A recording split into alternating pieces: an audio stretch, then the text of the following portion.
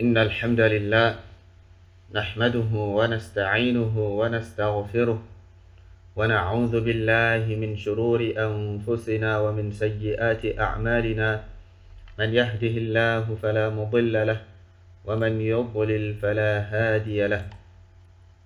وأشهد أن لا إله إلا الله وحده لا شريك له، وأشهد أن محمدا عبده ورسوله صلى الله عليه وعلى آله وسلم.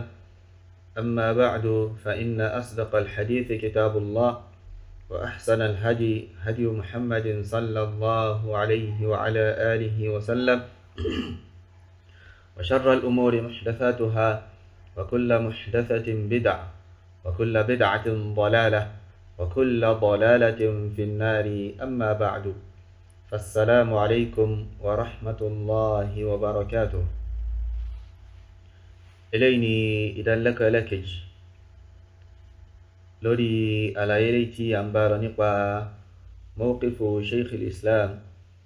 ابن تيمية رحمه الله تعالى نقوى الأمر مولد النبي صلى الله عليه وعلى آله وسلم. إليتي أو يداله جاب ابن تيمية جاب يسا إما مضاهاة للنصارى في ميلاد عيسى عليه السلام، ودن كان له inú kọ́ pé wọ́n dálẹ̀ látara pé wọ́n fi ń kọ́ṣe àwọn Nasara, àwọn Christians, nípa wípé àwọn náà dá ọjọ́ ìbí ànábì Ìsá alayhi salam, àwọn náà dá kalẹ̀. tàbáwọn ni wọ́n ti dá kalẹ̀ ní látara pé wọ́n nífẹ̀ẹ́ ànábì sallallahu alayhi wa ala alihi wa sallam. bákan náà wọ́n sì fẹ́ pọ́n ànábì lé, wọ́n fẹ́ gbéga. so àti kàwọ́rọ̀ Ibn Taymiyyah rahimahullahu ta'ala tó ṣàlàyé fún wa wípé ó ṣeéṣe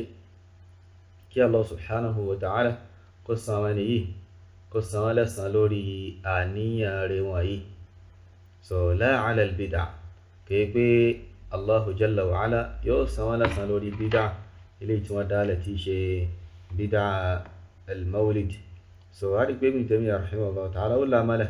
wípé nǹkan yìí àdádálẹ̀ iná ni, kìí ṣe súnnà, kìí dẹ̀ ṣe nǹkan tí ó dá, àdádálẹ̀ iná ni. so àwọn tó wá sọ pé wọ́n san lẹ́san, ó ní ó ṣeéṣe kí Allahu jalla wa ala kí ó san wọ́n lẹ́san látara pé àníyàn wọn ilé tí ó dá, kìí ṣe pé látara pé wọ́n ń ṣe bídà, kìí ṣe látara pé wọ́n ń ṣe bídà. so inshallah ta'ala èdí tí Ibn Taymiyyah rahimahullah tó fi sọ̀rọ̀ yìí á tún padà débẹ̀ inshallah azza wa jal. so lẹ́yìn náà Sheikhul Islam Ibn Taymiyyah rahimahullah ta'ala wọ́n bá ọ̀rọ̀ wọn lọ. wọ́n ní pé ma'a ikhtilafi an-nasi fi mawlidihi, tó ti pé àwọn ènìyàn wọ́n yapa ẹnu ọ̀ṣọ̀kan lórí pé ọjọ́ wo gan ni wọ́n bí ànábì sallallahu alayhi wa ala alihi wa sallam. so tó ti pé wọ́n yapa yìí náà, fa inna hadha, dájú nǹkan yìí, lam yaf'alhu as-salaf, àwọn salaf wọ́n ṣe ma'a qiyami al-muqtadi lahu, tó ti pé in tó lè mú wọn ṣe ó ń bẹ lásìkò wọn, wa 'adami al-mani' minhu, àti tó ti pé kò sí nǹkan kan tí ó kọdí wọn láti ṣe nǹkan yìí. walau kana hadha khayran, so wọ́n ṣe ká ní pé oore ní nǹkan yìí ni àwọn salaf wọ́n ṣe. so ká ní pé oore ní àwọn salaf ò bá ṣe, ṣùgbọ́n wọ́n gbé nǹkan yìí wọ́n gbé jù sílẹ̀, tó ti pé àárín tó mú wọn lè ṣe, kò sí nǹkan kan tó ń kọdí wọn láti má ṣe. Ibn Taymiyyah wá ní walau kana hadha khayran mahdha, ká ní pé oore tó kílẹ̀, oore lásán iná nìkan yìí, ká ní pé dáadáa iná ní ká ṣe maulid, ní pé dáadáa ní tí ò sí aburú kankan bẹ̀. aw rajihan, tàbí tí ẹ jẹ́ oore ṣùgbọ́n aburú jẹ́ wá ń bẹ̀, so ìjẹ́ oore rẹ̀ wá pọ̀ ju ìjábúrú rẹ̀ lọ. ó ní lakana as-salafu radiyallahu anhum ahaqqa bihi minna, àwọn sálàfù ni wọ́n bá lẹ́tọ̀ọ́ sí nǹkan yìí jù wá lọ, àwọn náà bá ti ṣíwájú wa lọ síbi ṣíṣe nǹkan yìí. ní fa innahum kanu ashadda mahabbatan li rasulillahi sallallahu alayhi wa ala alihi wa sallama wa ta'ziman lahu minna, torí pé àwọn sálàfù yìí wọ́n jẹ́ àwọn kan tẹ́ pé wọ́n nífẹ̀ẹ́ nabi sallallahu alayhi wa sallama gidi gan jù wá lọ, wọ́n sì ń pọ́n nábì lé, wọ́n ń bàbàrà nábì sallallahu alayhi wa ala alihi wa sallam jù wá lọ.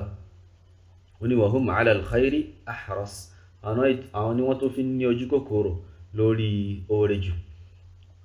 lẹ́yìn náà fáwa ni wa innama kamalu mahabbatihi wa ta'zimihi fi mutaba'atihi wa ta'atihi wa ittiba'i amrihi. so wọ́n ní pé tí wọ́n bá fẹ́ nífẹ̀ẹ́ ànábì sallallahu alayhi wa sallam, èèyàn fẹ́ fi ìfẹ́ ànábì, èèyàn fẹ́ fi hàn,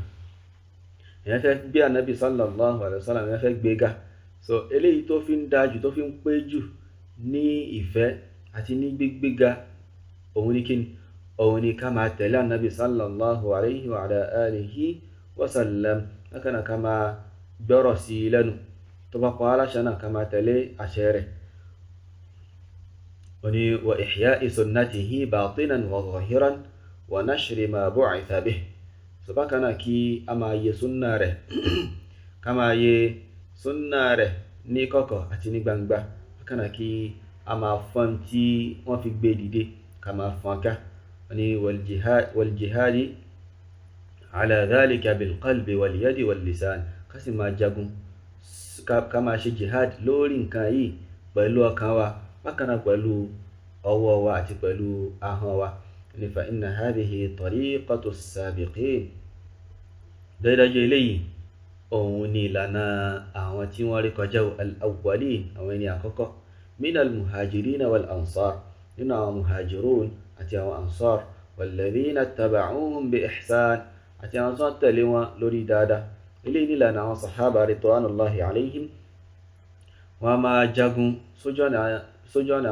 Allah subhanahu wa ta'ala, wọ́n máa jagun lórí bí wọ́n ṣe yẹ súnnà nabi sallallahu alayhi wa sallam, bí wọ́n ṣe fọ́n súnnà nabi ká, bí wọ́n ṣe mú dé etí gbọ́ àwọn èèyàn.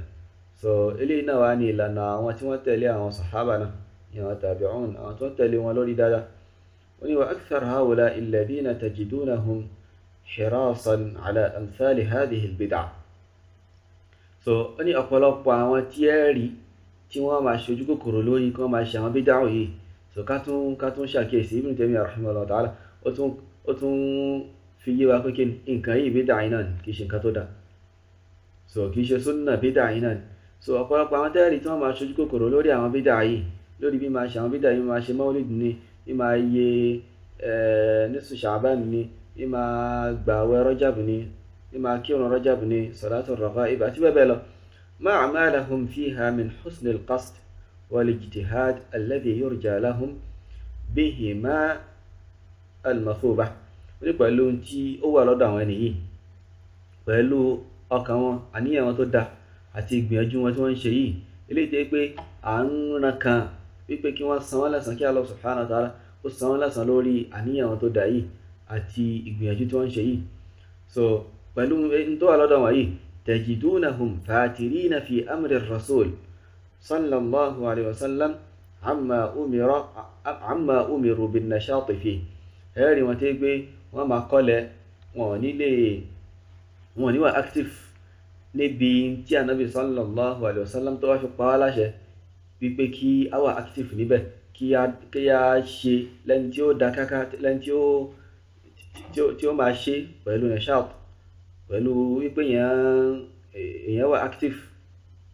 so n tó bá yẹ kí wọ́n wà active lé lórí, kí wọ́n ṣe pẹ̀lú ìdárayá.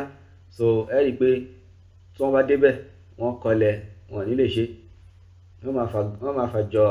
ó ní wa innama hum bi manzilati man yuhalli al-mushaf wala yaqra'u fihi. so àwọn ẹni yìí,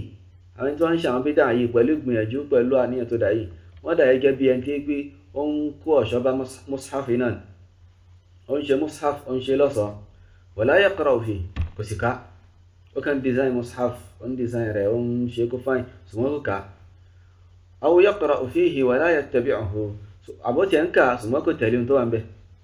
wa bi manzilati man yuzakhrifu al-masjid wala yusalli fihi. wọ́n tún àwọn ẹni yìí, àwọn tí wọ́n ń ṣe àwọn bídà yìí, tí wọ́n ń ṣe àwọn àdádálẹ̀ yìí, tó jẹ́ pé tí wọ́n bá débi sunna, wọ́n á di ọ̀lẹ ni. ẹ̀rí pé àwọn tí wọ́n ń ṣe maulidi náà, tẹ́ bá pè wọ́n lọ síbi sunna, ilé tó ti rọrùn gan, wọ́n ní lè ṣe. wọ́n á ní sunna nìyẹn. ṣùgbọ́n ilé tó wá jẹ́ bídà àti ẹ̀pá nàbì sallallahu alayhi wa sallam kò tó wa sọ́nà lọ sórí rẹ̀, kò sì ní ká ṣe. so ẹ rí i pé wọ́n ara wọn dá gágá láti ṣe irú nǹkan yìí. So irú àwọn ẹni báyìí wọ́n dà gẹ́gẹ́ bẹ́ẹ̀ tí pé yuzakhriful masjid, wọ́n ń ṣe mọ́sálásí, wọ́n ń ṣe lọ́ṣọ̀ọ́, wọ́n ń design mọ́sálásí bó ṣe wọ́n, wala yusalli fi, wọn wá kírun bẹ́ẹ̀, aw yusalli fihi qalilan, àbí ó ti ń kírun bẹ́ẹ̀ díẹ̀, kò kírun lọ́pọ̀lọpọ̀ gbà.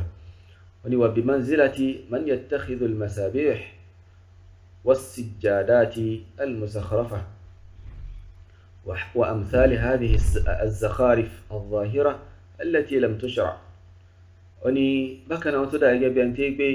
yóò máa lo àwọn tẹ̀sùbá àti àwọn ìtẹ́ kírun tí pé wọ́n ṣe wọ́n lọ́ṣọ̀ọ́. ṣẹ́rí tẹ̀sùbá ẹlòmíì yóò fáìn gan, ìtẹ́ kírun rẹ̀ yóò fáìn gan tí pé olówó ńlá iná ni. àti irú àwọn tó jọ àwọn nǹkan ọ̀ṣọ́ báyìí eléyìí tí pé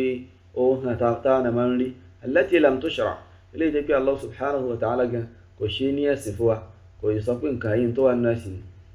wọ́n ní wa yashabuha min ar-riya'i wal-kibri wal-ishtighal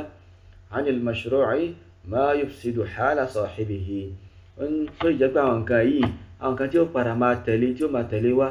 so gẹ́gẹ́ bí ríyà àti ìgbéraga. so a rí pé ẹni tó bá mú tẹ̀sùbá tiẹ̀ lọ́wọ́ tí tẹ̀sùbá rẹ̀ fáìn gan, yóò máa lò ó nílò pé kí ni káwọn yẹn bá rí tó wà lọ́wọ́ mi, káwọn yẹn bá lè rí tó wà lọ́wọ́ mi, káwọn yẹn rí pé tẹ̀sùbá àfà lágbájá masha Allah kò sí rẹ̀, èyí tẹ́ kí wọn àfà lágbájá kò sí rẹ̀, eléyìí ríyà iná, ríyà ṣe kárí mi iná. bákan náà ìgbéraga náà, àwa ti ju lẹ́fù tí ń lọ, so ní táwa ń lò táwa fi ń tẹ̀sùbá tiwa ó kọjá bẹ́ẹ̀. Senegal ni wọ́n ti lọ gbé wá, Egypt ni wọ́n ti lọ gbé wá, àti bẹ́ẹ̀ bẹ́ẹ̀ lọ. سبكنا والاشتغال عن المشروع سبكنا يوتو مو كواي رجو با wọn kúrò níbi tí wọ́n ṣe ní ẹ̀sìn fún wa gan, tí wọ́n ṣe lófin fún wa. ma yufsidu hala sahibiha, nínú kan tẹ́ pé yóò padà bà ẹni tí ó ń ṣe nǹkan yìí, yóò padà bà tiẹ̀ jẹ́, yóò padà bà condition rẹ̀ jẹ́, kò ní jẹ́ kó lè máa ṣe ìjọsìn gẹ́gẹ́ bí ó ṣe yẹ mọ́, tí ó padà bà ìṣesí rẹ̀ tí ó bá jẹ́, tí ó ń jẹ́ kó rojú mójútó nǹkan tó wà nínú ẹ̀sìn gama. wọ́n ní kama jaa fi al-hadith, kẹ́ bó ṣe wà nínú hadith wípé ma sa'a 'amalu ummatin qatt illa zakhrafu masajidahum. so iṣẹ́ àwọn ìjọ kan kò ní burú, ní rí kí iṣẹ́ àwọn ìjọ kan kí ó jẹ́ iṣẹ́ burúkú, kó máa ṣe àìdá, àfi kékeré àwọn ènìyàn wọ́n máa ṣe àwọn masajid, wọ́n máa ṣe lọ́ṣọ̀ọ́. tẹ́wá ti rí táwọn èèyàn ń ṣe mọ́sálásí lọ́ṣọ̀ọ́, wọn ò ní mójútó ìjọsìn mọ́. bí mọ́sálásí ti wá bí ó ṣe ju tàwọn ìyókù lọ, iná ni wọ́n máa mójútó, tí pé ìjọsìn gan wà máa bọ́ mọ́ wọn lọ́wọ́, wọn ò ní rójú mójútó, wọn ò ní ráyè mójútó ìjọsìn eléyìí tí Allah subhanahu wa ta'ala tí ó fi pa wọn láṣẹ gan, wọn ò ní ráyè mójútó mọ́. so eléyìí tí a kà nínú ọ̀rọ̀ Shaykhul Islam Ibn Taymiyyah rahimahullahu ta'ala, Shaykhul Fawzan hafidhahullah, wọ́n ń ṣe ta'liq lórí ẹ̀ wípé wọ́n ní fahadha al-ihtifal bil mawlid alladhi yuqimunahu batilun min 'iddati wujuh. al-ihtifal, ayẹyẹ tí àwọn ẹni yìí, àwọn Sufi tó ń ṣe yìí, tó ń ṣe ayẹyẹ mawlidun nabi yìí, eléyìí tí pé nǹkan yìí batil náà ni, nǹkan bàjẹ́ iná ni, tí ò dá, tí ò tọ́ iná ni, ọ̀nà tí ó wá gbà dá, tí ó gbà tọ́, ọ̀nà tí ó pọ̀ iná ni. Sheikh wa bẹ̀rẹ̀ sí máa ṣàlàyé al-wajhu al-awwal, ojúpọ̀nà aláwọ̀kọ́ tí nǹkan yìí tó gbàjẹ́ batil, òun ni pé annahu la dalila ala iqamatihi, kò sẹ́rì lórí pé kíni, lórí ṣíṣe nǹkan náà. lè rẹ́rì lórí pé kíni ká máa ṣe mawlidun nabiyyi sallallahu alayhi wa ala alihi wa sallam. Nta kama rin pé kíni wọ́n máa yí àwọn nusus, wọ́n máa yí lọ́rùn, wọ́n máa yí aya lọ́rùn, wọ́n máa yí hadith lọ́rùn. so oni la min kitabillahi jalla wa ala wala min sunnati rasulihi sallallahu alayhi wa sallam wala min hadi as-salaf as-salih alladhina hum a'lamu bi sunnati ar-rasuli sallallahu alayhi wa sallam wa hum yuhibbunahu akthara minna. bákan náà ẹ lè rẹ́rìí nínú al-kitab ẹ lè rí nínú súnà, ẹ sì lè rí ẹ̀rí kankan, ẹ lè rí pé nǹkan yìí ó wà nínú ìlànà àwọn sálàf, àwọn tó yẹ pé wọ́n ní mà jù wá lọ nípa súnà nàbì sallallahu alayhi wa sallam, tó yẹ pé wọ́n nífẹ̀ẹ́ sá nàbì sallallahu alayhi wa sallam jù wá lọ. wọ́n ní pé fa idha qala al-mubtadi'a, táwọn níbi dáa bá sọ pé innana nuqimu hadha mahabbatan lirrasul sallallahu alayhi wa ala alihi wa sallam, tó bá sọ pé àwọn ń ṣe léyìí látara pé àwọn nífẹ̀ẹ́ sá nàbì sallallahu alayhi wa sallam ni, wọ́n ní fa innana naqul, àwọn máa sọ fún ẹ pé هل أنتم أعظم محبة للنبي صلى الله عليه وسلم من صحابة رسول الله صلى الله عليه وسلم؟ شيء النفس يا نبي جوا صحابة شيء فتنسى النبي أو طبي أو جاجي فتي عن صحابة تونسي النبي صلى الله عليه وسلم لن فإن قالوا بهذا طبعا سيب باني كذبوا وقرا إيران وقا. وإن قالوا طبعا سيب لسنا أشد محبة من أبي بكر وعمر وعثمان وعلي وغيرهم من الصحابة رضوان الله عليهم لرسول الله صلى الله عليه وسلم. طبعا سأقول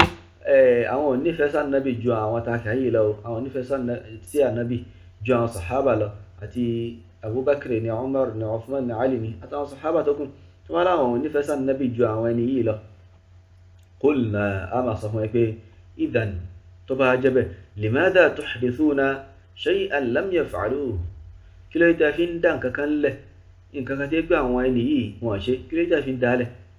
وقد قال صلى الله عليه وسلم، tó jẹ́ pé Ànábì sallallahu alayhi wa sallam sọ pé alaykum bi sunnati wa sunnati al-khulafa'i ar-rashidin al-mahdiyyin min ba'di tamassaku biha wa 'addu 'alayha bin nawajidh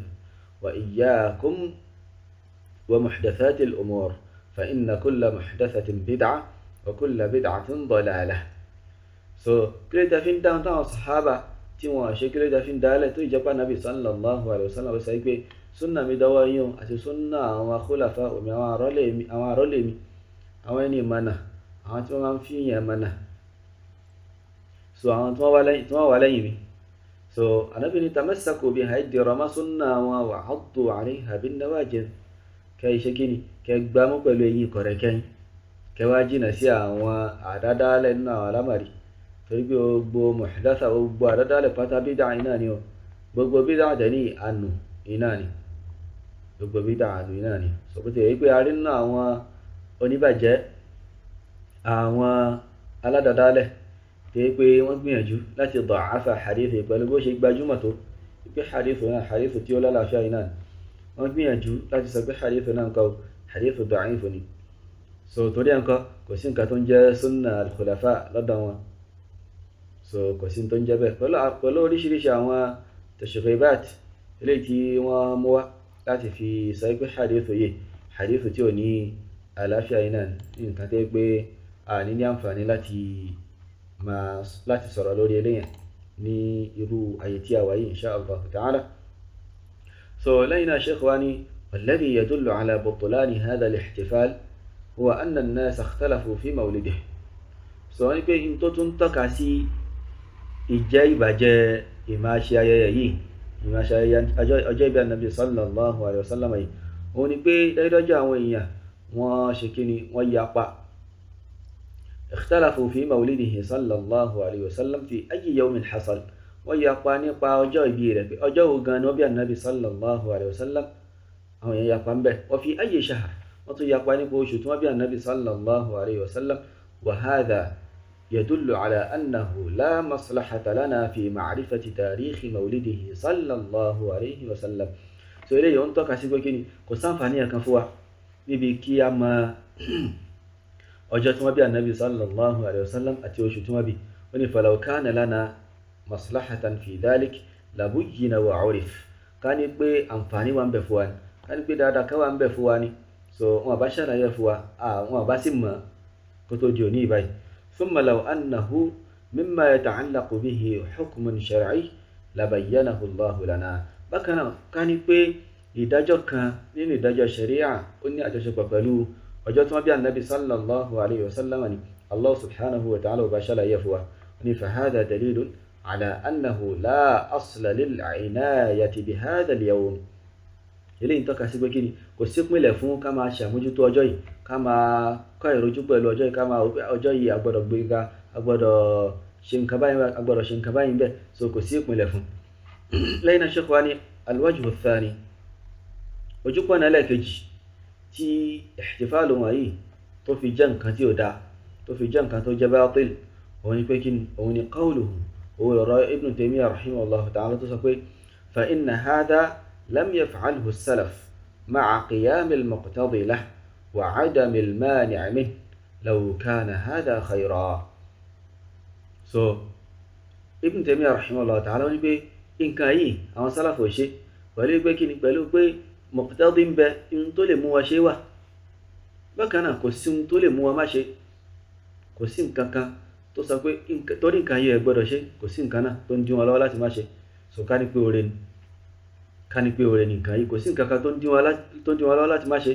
kò sí nǹkan kan tí àbí tó sì lè mú wọn ṣe, nǹkan náà ń bẹ. So Sheikh wa ní ìyẹn Sheikh al-Fawzan hafidhahullah, wọ́n ní fa wujudu al-muqtadi lahu, mímá bẹ tí ó lè mú wọn ṣe, tó lè mú wọn ṣe ó ń bẹ lásìkò wọn. wa huwa mahabbatu ar-rasuli sallallahu alayhi wa sallam, ohun tó lè mú wọn ṣe nǹkan yìí òun ni kíni, òun ni pé ìfẹ́ ànábì sallallahu alayhi wa sallam, ìfẹ́ ànábì ń bẹ láyé àwọn sàhábà, wọ́n nífẹ̀ẹ́ ànábì sallallahu alayhi wa ala alihi wa sallam. eléyìí ni al-muqtadi, ohun tó lè mú wọn ṣe iná eléyìí. wa 'adamu al-mani' min annahu la ahada yamna'uhum law aradu dhalik. So mani' tí ó sí, ayin tí ń tó lè kọ́ dí wọn tí ó sí lásìkò yẹn, òun ni pé kí ni, òun ni pé kò sẹ́nì kankan tó lè sọ pé kí wọ́n má ṣe tí wọ́n bá fẹ́ ṣe, kò sí nǹkan kan tó lè ní káwọn sàhábà má ṣe ọjọ́ ìbí ànábì sallallahu alayhi wa ala alihi wa sallama ká ní kí wọ́n fẹ́ ṣe. wọ́n ní lam yakunu yakhafuna min sultanin wala min satwa. So àwọn sàhábà wọn jẹ́ nǹkan tí pé wọ́n ń bẹ̀rù olórí kan tí ó wá fìyà jẹ wọ́n, tàbí nìkan tó jẹ gàba lé wọn lórí pé ẹ gbọ́dọ̀ ṣe nǹkan yìí, tẹ́ bá ṣe máa fìyà jẹ yín. wọ́n ní innama tarakuhu ikhtiyara, kí wọ́n fi nǹkan yìí lẹ̀ pẹ̀lú kí wọ́n fẹ́ iná, wọ́n fẹ́ láti fi lẹ̀, kí kò sí nǹkan kan tó ní kí wọ́n má ṣe, kò sí nǹkan kan tí ó kọ́ dí wọn láti jẹ́ pé kí wọ́n má ṣe. bal in tó lè mú wọn ṣe ó ń bẹ lásìkò wọn, òun náà ni pé ìfẹ́ ànábì sallallahu alayhi wa ala alihi wa sallam. tó ti bẹ́ẹ̀ nǹkan wọ́n gbé nǹkan yẹn gbèjì sílẹ̀. wọ́n ní fadalla ala annahu ghayru mashru'. so eléyìí ó wá ń tọ́ka sí pé kí nǹkan yìí nǹkan kì í ṣe nǹkan tí ó ṣe kí ni, tí ó bá ẹ̀sìn mu, tí wọ́n ṣe lófin fún wa láti ṣe. so Sheikh wa ní alwajhu thalith, ojúpọ̀nà ẹlẹ́ẹ̀kẹta tí nǹkan yìí tí kò fi ṣe kí ni, tí ò fi tọ́, tí mawlidi tí ò fi tọ́, wọ́n ní pé anna Allaha lam yunawwih bi yawmi mawlidihi wa innama nawwaha bi bi'thatihi sallallahu alayhi wa ala alihi wa sallam. wọ́n ní pé Allah subhanahu wa ta'ala kò gbé ànábì ga, kò sì yìn ànábì sallallahu alayhi wa sallam, kò sì polongo ànábì sallallahu alayhi wa sallam fún wa pẹ̀lú ọjọ́ ìbí rẹ̀. nítorí bá fi polongo rẹ̀ fún wa, òun ni kíni, òun ni gbígbé dìde, ríran níṣẹ́ sí wa. qala ta'ala, Allah subhanahu wa ta'ala ni laqad manna Allahu 'ala al-mu'minina idh ba'atha fihim rasulan min anfusihim يتلو عليهم آياته ويزكيهم ويعلمهم الكتاب والحكمة وإن كانوا من قبل لفي ضلال مبين. الله سبحانه وتعالى ولو أنت دايراجو لقد من الله على المؤمنين. الله باتتاع مؤمنين وتتاع لوله وتشيولي فوا إذ بعث فيهم رسولا باتيكين باتوبي أوجيشة توبي دي لانيوا من أنفسهم لانيوا òjíṣẹ́ yìí látara àwọn iná yatlu alayhim ayatihi, yóò máa kà fún wọn àwọn àyátì Ọlọ́run subhanahu wa ta'ala, wa yuzakkihim, yóò sì máa fọ̀ wọ́n mọ́, wa yu'allimuhumul kitaba wal hikma, yóò máa kọ́ wọn ní al-Qur'an, yóò sì máa kọ́ wọn ní sunna. wa in kanu min qablu la fi dalalin mubin. bó ti yẹ pé àwọn ẹni yìí síwájú kí Ọlọ́run bá tó gbé òjíṣẹ́ yìí dìde, wọ́n wà nínú àánú eléyìí tí ó hàn. so ayé eléyìí wà ní suratu Ali Imran aya 164. لكن الله سبحانه وتعالى هو الذي بعث في الأميين رسولا منهم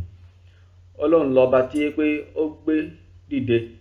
láàrin àwọn al-ummiyun àwọn ìjọ tí wọ́n mọ̀ọ́kọ tí wọ́n mọ̀ọ́kà ó gbé dìde láàrin wọn rasulan minhum òjíṣẹ́ kan láàrin wọn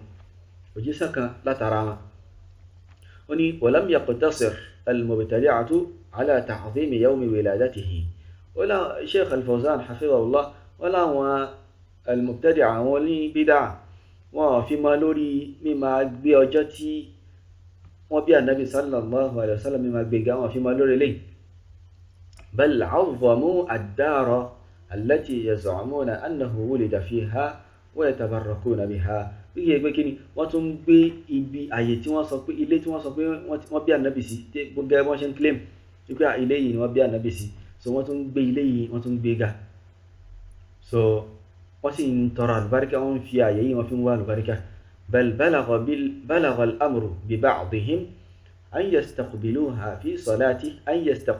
fi salatihi wa yastadbira al-ka'bata al-musharrafa ní kódà nǹkan yìí ó tún sún apá kan nínú wa ó tún sún débi pé kó tún máa kọjú da ilé tí wọ́n ń claim wípé ibẹ̀ ni wọ́n bí Ànábì sí ibẹ̀ ló tún kọjú da láti fi ṣe salat ó wá ń kẹ́yìn sí Kaaba alápọ̀nlé wọ́n ní walamma khafu min hadmiha ja'aluha maktabatan sammawha maktabata Makkah ibqa'an 'alayha nígbà táwọn ènìyàn tán wá tẹ́rù wá bá wọn pé wọ́n máa wó ilé yìí so wọ́n á sọ di maktaba wọ́n sọ di ibi táwọn èèyàn ti máa kàtírà àbí tí wọ́n ń ta tírà sí so wọ́n á pè ní maktabatu Makkah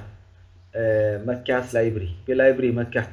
láti fi ṣe kíni láti fi ṣe àyè yẹn kù láti fi jẹ́ pé kí wọ́n má wo kí wọ́n má bàjẹ́ tí wọ́n bá tiẹ̀ lè fi ilẹ̀ ní ilé mọ́ tí wọ́n máa ṣe ní tí wọ́n ń ṣe níbẹ̀ tí wọ́n máa ṣe níbẹ̀ tí wọ́n máa ṣe láṣẹ hàn so wọ́n sọ di nǹkan míì so that wọ́n á lè máa rí nǹkan yẹn wọ́n á lè máa rí ṣe lọ. so Sheikh wa ní al-wajhu ar-rabi' ojúpọ̀nà ẹlẹ́ẹ̀kẹrin tí nǹkan yìí tó fi jẹ́ nǹkan tí kò tọ́ tí Mawlidi tó fi jẹ́ nǹkan bàjẹ́ wọ́n ní pé law kana ihya'u hadha al-yawm haqqan lama khafiya ala sahabati rasulillahi sallallahu alayhi wa ala alihi wa sallam wa man ba'dahum ثم ظهر ذلك للخلف الذين جاءوا من بعدهم ká ní pé mímá ṣe jọ́sìn ní ọjọ́ yìí mímá kún ọjọ́ yìí mímá kún ọlé mímá yé láti fi ṣe jọ́sìn láti fi pọ́n Ànábì sallallahu alaihi wasallam láti fi pọ́n ọlé ká ní pé òdodo yìí náà ni kò ní pamọ́ sáwọn sàhábà àwọn bó ti fi hàn àwọn sàhábà yóò ti fi wọ́n mọ̀nà lọ sórí rẹ̀ pé nǹkan yìí òdodo kan yìí náà eléyìí so ẹ̀yin ní kẹjẹ́ tí ẹ gbàwájú níbẹ̀ so that àwọn tó wá lẹ́yìn yìí wọ́n máa ṣe ṣùgbọ́n àwọn sàhábà wọn mọ nǹkan yìí ó pamọ́ sí wọn àwọn tó tún wá lẹ́yìn wọn náà tún pamọ́ sí wọn so lẹ́yìn náà wá ẹ̀ṣẹ̀ hàn sí àwọn tí wọ́n wá lẹ́yìn àwọn sàhábà àti lẹ́yìn àwọn at-tabi'un àwọn tí wọ́n ṣẹ̀mí ní al-qurunu ath-thalatha al-mufaddala nǹkan yóò hàn sí wọn so lẹ́yìn náà wá ẹ̀ṣẹ̀ hàn sí àwọn tí wọ́n ṣe kíni àwọn tí wọ́n wá lẹ́yìn àwọn ẹni yìí so ká ní kó dodo ni kò ní pamọ́ sáwọn tí wọ́n ti ṣíwájú yìí àwọn tí wọ́n ṣẹ̀mí ní àsìkò àbí yìí